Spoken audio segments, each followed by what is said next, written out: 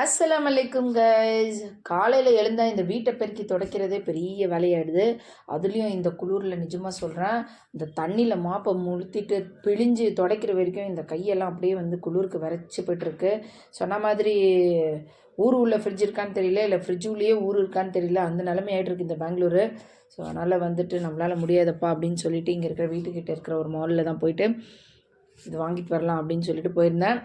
So வாங்க போனேன், ரொம்பவே விலையாக இருந்ததுங்க. அதனால் ஆன்லைன்லேயே ஆர்டர் போட்டாச்சு. ஸோ சூப்பராக இருந்தது.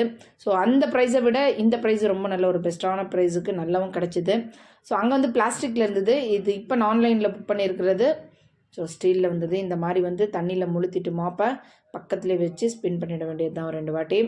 ஸோ பண்ணிட்டோம்னா தண்ணியில் கை வைக்கிற வேலை இருக்காது. ஸோ சூப்பராக வீட்டை தொடச்சி முடிச்சாச்சு.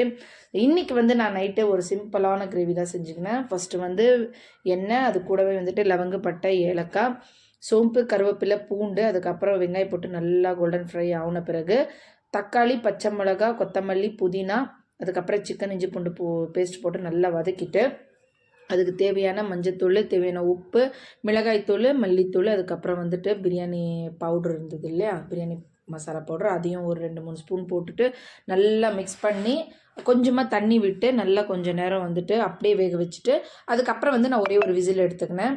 ஸோ ஒரு விசில் முடிஞ்ச உடனே சூப்பரான கிரேவி ரெடி. கொஞ்சம் இதில் நான் நெய்யும் ஆட் பண்ணிக்கினேன். ஸோ நெய் போட்ட பிறகு இன்னும் கொஞ்சம் அல்டிமேட்டாக சூப்பராக டேஸ்டியாக இருந்தது. ஸோ கிரேவி பேர் என்னன்னு கேட்டிங்கன்னா சிக்கன் பிரியாணி கிரேவி.